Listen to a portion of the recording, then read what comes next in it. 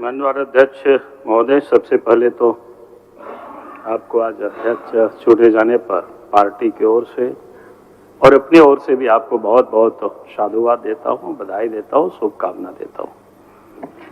और हमें उम्मीद है कि आप सदन को अच्छे ढंग से चलाएंगे। आपके पूरे 5 वर्षों का अनुभव भी है, लेकिन उस पर मैं जरूर एक बात के आग्रह करूंगा,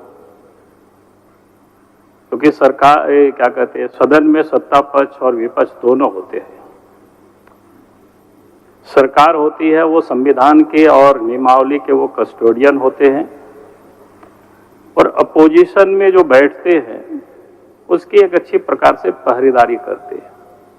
तो आपसे हम जरूर आग्रह करेंगे कि आप विपक्ष की तरफ अगर अधिक ध्यान देंगे तो प्रदेश में या जो संविधान है या फिर हमारा जो कार्यपालिका जो नियमावली है उसका ठीक प्रकार से अनुपालन हो सकता है। क्योंकि हमें भी सरकार चलाने का अवसर मिला है और मैं जानता हूं, जब सत्ता में व्यक्ति होते हैं तो कार्यकर्ता भी कई एक जगहों पर अपने अपने व्यक्तिगत ये में भी कहीं न कहीं लोग फंस जाते हैं और सच्ची सूचना सरकार तक या सदन तक नहीं पहुंच पाता है।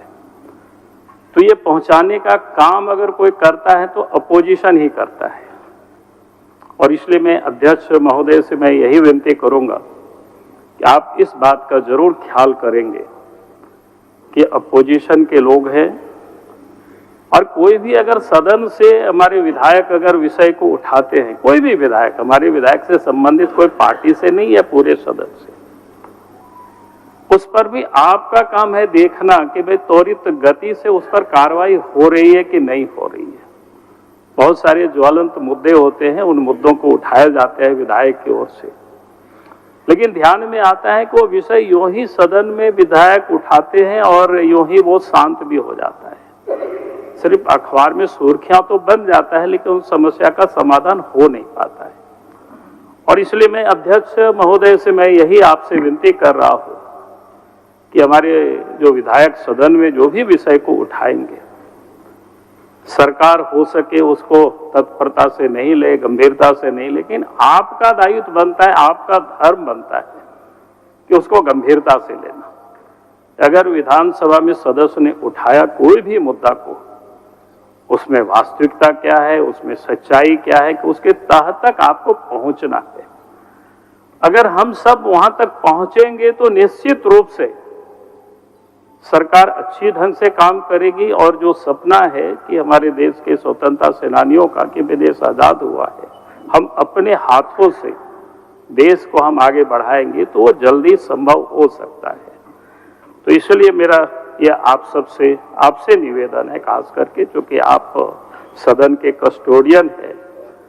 सरकार तो कॉन्स्टिट्यूशन और क्या कहते हैं कार्यपालिका नियमावली के कस्टोडियन होते हैं, लेकिन सदन के कस्टोडियन तो आप होते। आप सभी विधायकों का आप संरक्षक है।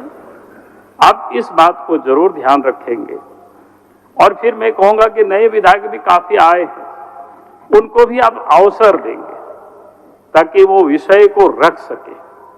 ऐसा भी सदन में नहीं हो कोई 1-2 विधायक ही बहुत अधिक विषय को रखते। मैं जानता हूं कि कुछ विधायक अधिक जानकार होते हैं, उनका भी होना चाहिए, लेकिन हम नए विधायकों को भी और भी लोगों को कैसे हम अवसर दे सकते हैं, यह आपका दायित्व बनता है।